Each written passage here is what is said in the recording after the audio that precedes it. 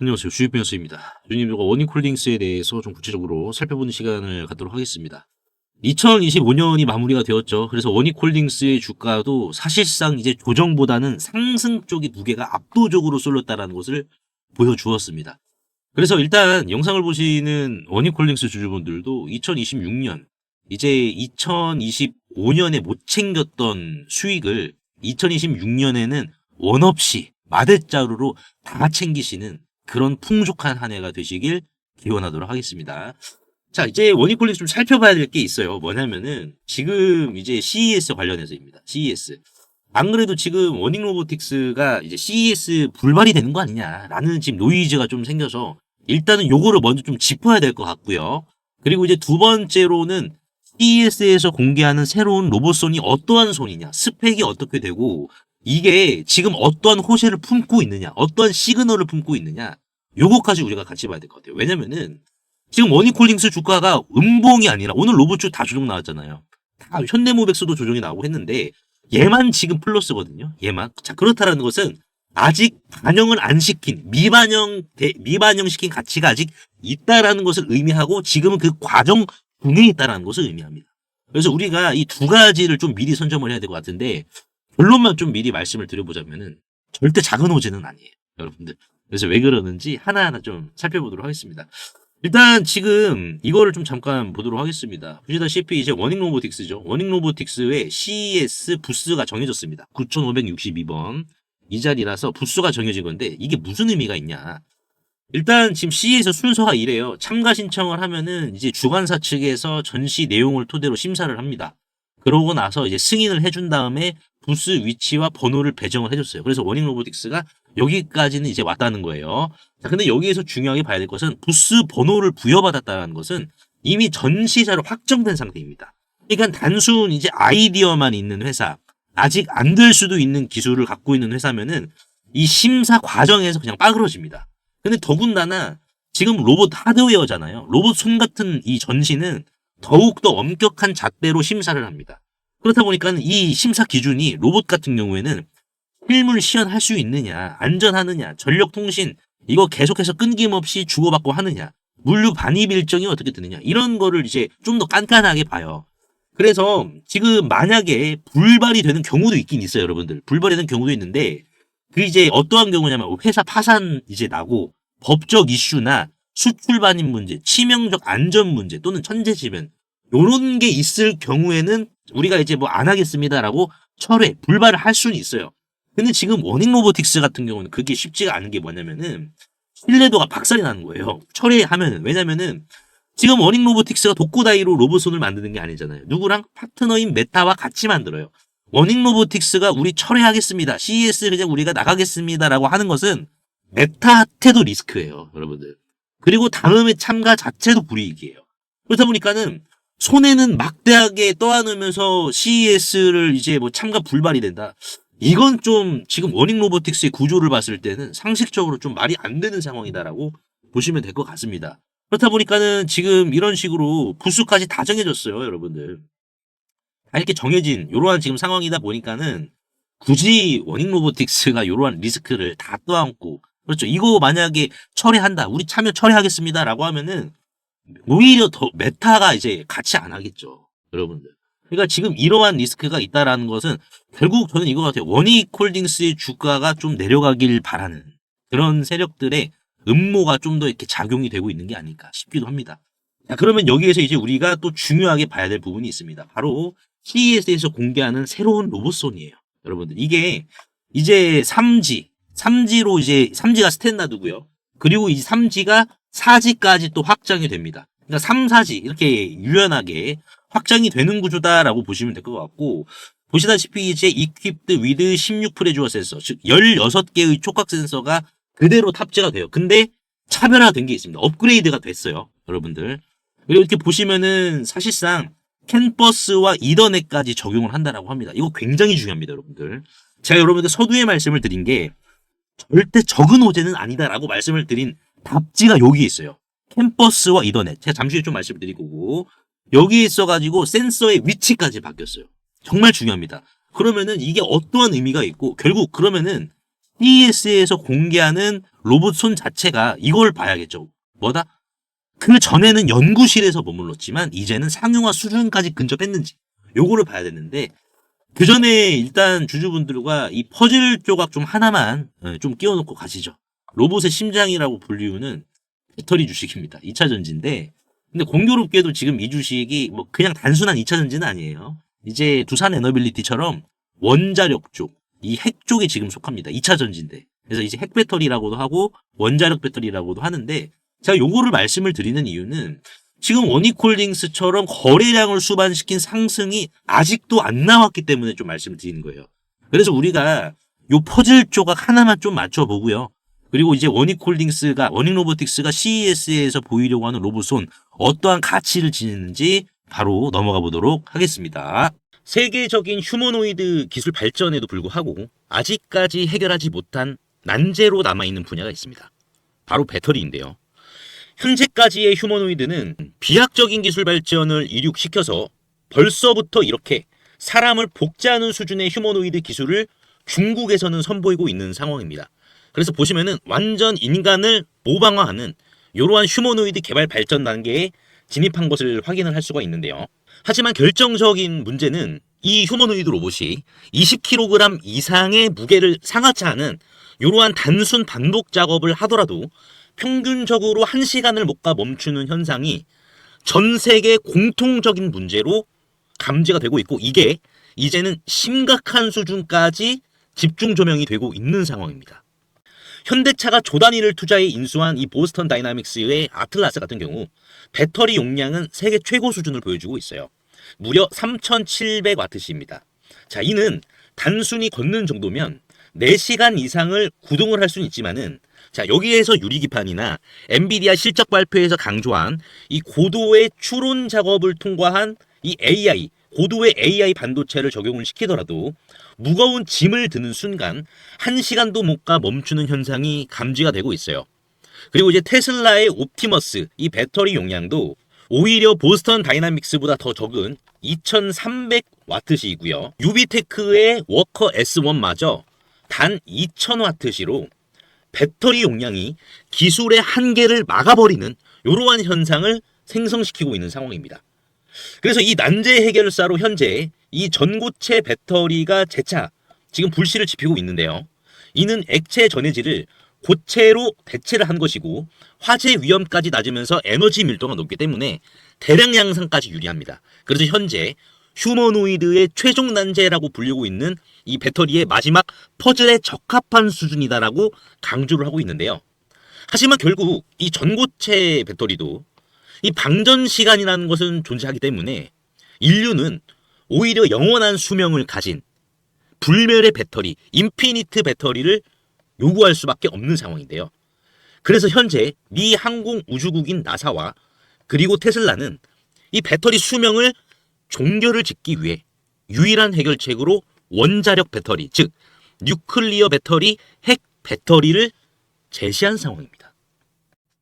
이 원자력 배터리, 뉴클리어 배터리는 작년 미국의 한인과학자인 이 권재환 교수님이 현존하는 가장 강력한 원자력 배터리를 개발을 했는데 성공했다라고 밝혔는데요. 핵 폐기물에서 발생한 이 방사성 동위원소를 적용을 했을 시 현존 기술로는 전기를 10% 미만밖에 발생을 못 시켰지만, 이 교수님의 기술을 적용을 시켰을 경우 자 무려 60% 이상의 전기를 만들어낸다라는 이러한 사실이 밝혀져 지금 현재 미국 국방부죠. 미국 국방부의 지원을 받아 상용화를 추진 중인 상황이다라고 보시면 될 것 같습니다. 그래서 이 동전 크기의 이 원자력 배터리, 뉴클리어 배터리는 단 한 번의 충전이 필요 없이 100년 이상의 에너지를 제공을 하며, 그리고 나노와트부터 킬로와트 이상까지 광범위한 전력 생산이 이 동전 크기만한 배터리에서 다양하게 발생이 가능하기 때문에 휴머노이드 로봇의 동시다발적 초대량 양산 뿐만 아니라 심지어 우주까지 초과할 수 있는 한계 없는 영역으로 미국 국방성의 주도로 양산 계획이 좀 가속화되고 있는데요. 최근 미국 최대 커뮤니티 레딧에 따르면 이 원자력 배터리는 대량 양산 바로 직전 단계인 파일럿 단계에 진입을 했다라고 밝혔고요. 이마저도 곧 종료되어 양산에 이르게 될 것이다라는 주제가 나와서 한동안 세관의 관심까지 좀 끌었는데요. 하지만 이 해당 기업의 경우 이 핵배터리 본격 양산에 필요한 장비를 개발 전인 2015년부터 공급해왔다는 사실이 외신 뉴스를 통해서 추적을 할 수 있었고요. 놀랍게도 국내에 일찌감치 상장이 된 기업이라는 것을 확인할 수가 있었습니다.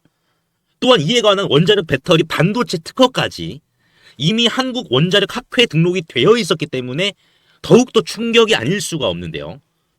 실제로 좀 차트를 들어보시면 거래 대금이 없이 앞전의 매물을 가볍게 이렇게 좀 소화시킨 부분을 볼 수가 있습니다. 신고가 상황이고요. 그 전에 앞전 매물을 그대로 삼켜버렸는데요. 이를 토대로 세력들의 강력한 2차 사이클을 더욱더 확실히 좀 기대해 볼 수 있을 것으로 지금 해석이 되고, 최근 레인보우 로보틱스가 안 그래도 가볍지 않은 시가총액 2조 원에서 8조 원까지 기록을 했지만 이 해당 기업은 단 800억 원에 불과하기 때문에 오히려 긁지 않은 복권이지 않을까요?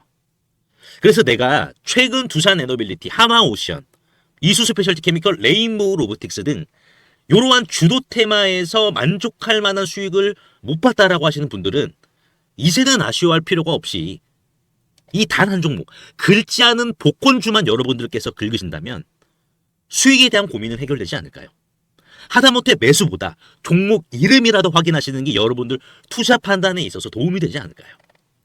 그래서 대규모 휴머노이드 군단 가속화와 배터리의 최종 종교를 짓는 이 주식으로 여러분들의 큰 부를 만들어 보시길 바라겠습니다. 그래서 상단에 보이시는 제 개인 번호로 핵이라고 문자 한 통만 남겨주시면은 한 분 한 분 공유를 해드릴 텐데, 종목 확인하시는 방법 3초만 투자해 주시면 됩니다. 영상 하단에 더보기란 링크가 있는데요. 여기서 자 터치 한 번만 해주시면은 간편 문자 보내기 링크가 있습니다. 네, 요거 터치만 해주시면은 제 핸드폰 번호를 굳이 칠 필요 없이 3초 이내로 바로 문자 보내기 가능하시니까요. 한 분 한 분 확인 후에 해당 종목의 이름이 무엇인지에 대해서 공유를 해드리도록 할 텐데요. 자, 이 종목 이름이 어떤 것이고, 자, 이를 토대로 매수가 어떻게 잡아야 되고, 최종적인 양산 일정이 어떻게 되는지, 이러한 부분을 공유 드릴 테니까 꼭 한번 확인하시고요. 100% 무료입니다. 이 긁지 않은 복권주, 이 주식으로 큰 부를 만들어 가시길 바라겠습니다. 자, 그럼 다시 돌아와서, 자, 기존 알레그로 핸드 대비 업그레이드 포인트가 어떻게 됐느냐, 크게 세 가지로 작용이 됐다라고 보시면 돼요. 첫 번째는 이제 촉각 센서 밀도와 위치입니다. 기존에는 알레그로 핸드에 이제 이 촉각 센서가 손 끝에만 탑재가 됐었는데, 지금 이번 CES에서 보이려고 하는 새로운 알레그로 핸드, 뉴 알레그로 핸드는 손 전체적으로 분산 촉각 구조가 있어요. 그러니까 기존에는 손 끝에만 있었어요. 이게 손 끝에만. 근데 이번 CES에서 보이려고 하는 지금 로봇 손은 보시다시피 손바닥이라든지 뭐 손 사이드 쪽, 그리고 이제 손끝, 다양하게 16개의 촉각 센서가 탑재가 되었다라고 보시면 됩니다. 그럼 이거는 뭘 의미하냐면은 좀 더 정교하게 촉각을 인식을 할 수가 있다는 거예요. 더 정교하게. 이전보다. 그 전에는 손끝으로만 이 구간이 한정이 되어 있었어요. 손끝에만. 근데 이번에는 손바닥까지 이 촉각 센서가 들어가다 보니까는 좀 더 구체적으로 촉각을 인식을 할 수가 있다는 겁니다. 안정적인 인식이 가능하다. 근데 저는 이제 주관적으로는 이 두 번째가 굉장히 이게 세다, 이렇게 말씀을 드리고 싶어요. 바로 캔버스입니다. 캔버스. 이게 이제 캔과 이더넷 적용이 이제 무슨 말을 이렇게 의미를 하냐면은, 이게 이제 공장 사용이 가능하다라는 것을 의미를 하고요. 사고 없이 운영 가능하다라는 것을 의미를 하고요. 동시에 AI 학습이 가능하다는 것을 의미를 하는 게 바로 이번 CES에서 공개하는 캔 플러스 이더넷 구조다라고 보시면 됩니다. 이거는 사실상 상용화 직전 단계라고 보시면 돼요. 레퍼런스 상용화입니다. 자, 왜 그러는지 봐야 되는데, 지금 이 캔이라는 게, 캔버스라는 게 뭐냐면은, 우리 자동차의 ECU가 다 탑재가 되죠, 여러분들. ECU. 엔진에 이제 ECU 센서가 탑재가 됩니다. 자동차의 엔진에서 ECU 센서가 하는 역할은 엔진에서 발생하는 모든 부분을 즉각적으로 이제 다 기록을 하는 거죠. 그러니까 지금 이 워닝 로보틱스의 알레그로인에 들어가는 캔버스가 이제 어떠한 역할을 하냐면은 즉각 반응하게 하는 역할을 하게 하고요. 그리고 여기에 절대 안 끊김이 최우선적으로 적용되게 하는 역할을 합니다. 두 가지예요. 두 가지. 즉각 반응, 그리고 이제 절대 안 끊기게 잡아주는 거. 두 가지 역할을 합니다. 그래서 로봇 손에서 지금 이 캔버스가 하는 역할이 힘이 너무 세버리면은 줄여줘요. 알아서. 인식을 해서. 그리고 미끄러짐이 감지가 되면은 바로 보정을 시켜줍니다. 충돌 위험이 일어날 경우에는 즉각 멈추게 바로 판단을 내려버려요. 즉 사고를 안 나게 하는 반사신경이 바로 이 캔버스다라고 보시면 될 것 같습니다. 자, 그래서 지금 이 이더넷 같은 경우에는 또 뭐냐? 이더넷도 봐야 되는데 이더넷은 고속 데이터 통신, 고속 데이터 통신이다라고 이해를 하시면 될 것 같아요. 끊겨도 괜찮아. 근데 중요한 것은 많은 데이터를 전송을 할 수가 있어요. 그러면 이더넷은 지금 알레그로 핸드에서 어떠한 지금 역할을 하냐? 촉각 데이터, 이 촉각 데이터가 기록이 쌓여요. 그러면은 어떠한 기록이 쌓이냐? 실패 직전의 압력 패턴. 아, 이때는 좀 더 압력을 강하게 잡았어야 되는데. 아, 이때는 좀 더 살살 잡았어야 되는데. 이러한 기록들. 그리고 뭐 미끄러짐 순간의 분포. 이런 거를 사실상 AI가 분석을 하고 저장을 시켜버립니다. 여러분들. 경험하는 것을 바로 저장을 하는 거예요. 그래서 이더넷 같은 경우에는 운동선수가 경기 끝나고 비디오 돌려보는 거랑 똑같다라고 보시면 될 것 같습니다. 자, 그러면 이 두 개를 합치면은 뭐가 달라지는 거냐? 이 하나만, 캔버스 하나만 있을 경우에는 잘 움직여요. 반사신경이 아주 좋습니다. 잘 움직여요. 운동선수처럼. 태권도 선수처럼. 근데 중요하게 봐야 될 것은 배우질 못해요. 아주 잘 움직이지만. 그래서 이더넷만 있으면, 캔이 없고 오히려 이더넷만 있다라고 하면은 기록은 남아. 꾸준하게 기록은 남지만은 현장 대응이 느려요.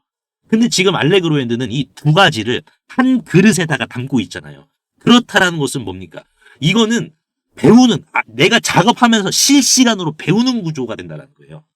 AI가 학습할 수 있는 이러한 지금 정제된 경험, 순도 높은 고순도의 데이터를 끊김없이 생산하고 그 자리에서 즉각적으로 학습을 한다는 거예요. 근데 중요한 건 뭡니까? 학습의 질이죠. 과연 이거를 학습을 해야 되나 말아야 되나? 왜? 로봇손이 움직이는 과정에서 쓰레기 데이터들도 많이 입력이 된단 말이에요. 슬리피지 같은 게. 그러면은 여기에서 학습의 질도 결정을 해야 되거든요. 근데 이것도 여기에서 다 지금 해준다라는 거예요. 잡아주게. 그래서 지금 연구용 장비 같은 경우에는 USB라든지 전용 인터페이스로만 이렇게 분리를 합니다. 실시간 제어와 학습 분리를. 연구용에서는. 근데 지금 CES에서 보이는 캔 플러스 이더넷이 적용된 알레그로 핸드는 사실상 이거는 상용화 직전 단계다라고 보시면 돼요. 즉 공장 사용 가능하게끔 만들었고 사고 없이 운영 가능하게끔 만들었고 동시 학습 가능하다. 즉 지금 현대차라든지 삼성전자가 원하는 것은 사고가 안 나게 하는 것을 원칙으로 합니다. 근데 제가 저번 시간에 말씀드린 건데 이게 결과 철학이에요. 결과 철학. 자, 지금 현대차랑 삼성전자는 우리는 20만 킬로미터를 뭐 100만 킬로미터를 풀로 이렇게 운행을 해도 고장나지 않는 엔진을 우리는 원한다. 그러니까 이걸 원하는 건데 중요하게 봐야 될 것은 100만 킬로미터를 가는 과정에서 운전을 잘못해버리면 이게 원인이 되겠죠. 운전을 잘못해버리면 어떻게 되겠습니까? 갖다 그냥 때려 박으면 고장이 터지는 거예요. 그냥. 그러니까 지금 현대차나 삼성이 원하는 것은 요건데 결과적인 부분인데 워니콜링스의 알레그로 핸드는 이게 원인 단에서 사고가 나지 않고 이 목적을 만족을 시킬 수 있게 더 견고히 잡아주는 역할을 한다는 거예요. 원인 철학부터. 이게 지금 중요하다는 겁니다. 그러니까 이건 이제 더 이상 이제 뭐 연구용이 아니에요. 레퍼런스 상용화입니다. 아예 그냥 CES에서 선전폭을 하는 거예요. 우리 이 정도인데 이제 해라. 근데 CES에서 발표하는 게 메타와 코디벨롭 전제 설계입니다. 그러니까 메타랑 같이 설계를 했다는 거예요. 메타랑 이게 제일 커요. 그래서 이거는 이제 CES에서 발표하는 뉴 알레그로 핸드는 단일 고객용이 아니라 지각 데이터 레이어를 염두에 둔 구조이기 때문에 우리 믿고 이거 써라 이거예요. 그러니까 본격적으로 워니콜링스 주가에 있어서 구조가 이제는 테마가 아니에요. 구조, 위치 자체가 바뀌는 순간이 있기 때문에 CES가 중요하고 절대 적은 호재가 아니다라는 이유가 여기 있다는 겁니다. 포인트 자체가. 그리고 지금 원래 이전에는 그냥 뭐 좋은 손이다. 근데 중요한 거는 메타가 이번 CES에서 우리가 보증할게. 우리가 보증하고 문제 생기면 나한테 말해. 대신에 너는 그냥 쓰기만 해. 이거예요. 여러분들. 지금 이거 잠깐 좀 보시면은 샤르파. 이 샤르파가 이제 그 싱가포르 쪽의 로보틱스 기업이에요. 근데 이 기업의 로봇손이 아시겠지만은 로봇 손에 눈알이 달렸어. 로봇 손에 눈알이 몇 개가 달렸어요? 100개가 넘게 달렸습니다. 자, 그럼 이게 더 좋은 거 아니냐라고 주주분들이 소통방에서 많이 질문 주셨는데 잘 생각해 보세요. 로봇 손에 눈알이 100개가 있으면은 물건을 쥐으면 어떻게 되겠습니까? 물건을 쥐게 되면은 이 눈알은 즉시 사각지대가 되어버립니다. 못 봐요. 물건 때문에 시야가 가려져 버리니까는 의미가 없는 거예요. 그냥 이건 장식용이에요. 눈알이 장식용이기 때문에 이게 더 좋은 거 아니고 이게 더 학습을 잘하는 게 아니고 이게 더 이제 뭐 이 물건 잡는 거 더 잘 인식하는 게 아니냐라고 생각하실 수 있을 텐데 이게 사각지대가 되어버리니까는 사실상 장식용이 빛종 개살구입니다. 네. 그래서 지금 16개예요. 초과학 센서가 여러분들. 16개라는 것은 이게 뭐 유일은 아니지만은 따라오기도 벅차다라는 거예요. 경쟁사들이. 따라올 수는 있어. 근데 과다출혈이야. 원익홀딩스와 링 안에서 UFC나 레슬링처럼 링 안에서 원익홀딩스랑 싸우려면은 일단 경쟁사들은 피를 많이 흘리고 시작을 해야 돼요. 이게 포인트입니다. 왜? 돈 주고도 못 사요. 돈을 쓰더라도 확정된 결과값을 얻을 수가 없어요. 이게 포인트입니다. 그래서 제가 이제 운영하고 있는 이 소통방에서도 이제 원익홀딩스의 이러한 부분들을 제가 다 잡아드리고 있습니다. 여러분들이 막 혼자 생각하시고 이제 뭐 네이버 종토방 보시면은 약간 좀 내적 갈등이 있을 수도 있거든요. 그래서 이 소통방은 그냥 간단하게 이렇게만 운영이 된다라고 보시면 돼요. 뭐냐?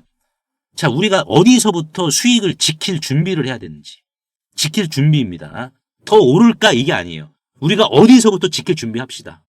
그리고 만약에 조정이 나와요. 조정이 나오면은, 자, 이 조정이 구조가 깨지는 지점이 어디인지 먼저 선점을 합니다. 이 자리만 안 깨면은 계속 들고 가는 거예요. 그러니까 이게 이제 등대와도 같은 역할을 하는 거죠. 그리고 이제 반등이 나와. 그러면은 상승에 대한 조건이 회복이 되어 있는지. 이러한 부분들. 즉, 어디서부터 위험하고, 언제부터 여러분들이 좀 조심해야 되고, 어떻게 하면 우리가 덜 다칠지. 이러한 부분들만 소통방에서 이렇게 공유해드리고 있어요. 증권가 5인 체제이기 때문에 5인 중에서 한 명이라도 리젝트, 거절을 해버린다. 그러면은 이런 이거 이제 메시지로 못 내놔요. 여러분들. 이거는 5인이 다 승인을 했기 때문에 이렇게 말씀을 드리는 겁니다. 결국에는. 그러니까 현대차 뭐 액추에이다 뭐 요런 거 여러분들. 다 말씀을 드리는 거예요. 지금 이제 CES 가는 게 그 뭡니까? 워닝 로보틱스랑 우리나라에서는 보스턴 다이내믹스. 그러니까 보스턴 다이내믹스와의 연결고리가 CES에서도 잘 이루어지는지 봐야 돼. 근데 CES는 사실상 이제 협업을 도모하는 자리입니다. 우리가 크게 봤을 때. 우리 이렇게 잘 만들어서 자랑하는 게 아니라 우리 이렇게 만들어서 기술력 올렸는데 너 나랑 할 거야 말 거야. 이거를 과감 없이 지배적으로 보여줘야 되는 자리예요. 지배적으로. 그러니까 여기에서 부가적인 호재도 여러분들 따라 들어오는 겁니다. 그래서 이러한 부분도 어떤 그런 호재가 나올 것이냐. 뭐 이러한 부분들까지 운영하고 있는 소통방 통해 가지고 제가 다 공유해드리고 있기 때문에 편하게 입장하셔서 우리가 단기적인 트레이딩으로는 차트와 호가창이 맞아요. 여러분들. 차트와 호가창이 맞는데 얘가 여기에서 구조적으로 더 갈 것이냐라고 여러분들께서 물어보신다라고 하면은 이거는 그 이면에 있는 부분을 우리가 남들보다 미리 선점을 해야 되는 게 맞아요. 그 점을 소통방에서는 공유해드리고 있다는 거예요. 그 점을. 그래서 상단에 보이시는 제 개인 번호로 입장이라고 간단하게 문자 한 통만 남겨주시면 한 분 한 분 제가 초대해드리도록 할 테니까는 바로 그냥 입장하시면 됩니다. 무료예요. 네, 무료니까는 편하게 입장하셔가지고 원익홀딩스의 정보, 이 가치는 이제 CES 공개 이후에 원익 로보틱스 비정상 가치는 얼마가 될 것이고 그럼 원익홀딩스 주가에 어떻게 귀결이 될 것인지 요거까지. 원익도 잡으시라고 제가 말씀드렸어요. 원익이 원익홀딩스의 지분을 들고 있잖아요. 근데 얘가 지금 몇 프로 저평가됐어요? 얘 오늘 그 뭡니까? 얘가 화요일 날에 상한가를 쳤는데도 불구하고 50%나 지금 저평가가 돼 있습니다. 그러니까 이러한 여러분들이 수익을 보실 수 있는 틈새 전략도 다 공유해드리고 있으니까는 편하게 입장하셔가지고 다 여러분 걸로 다 가져가세요. 그래서 오늘 제가 이제 원익홀딩스에 대해서 좀 분석 도와드렸는데 도움이 되셨다면 구독과 좋아요 한 번씩만 눌러주시면 감사하겠고 새해 복 많이 받으시길 바라겠습니다.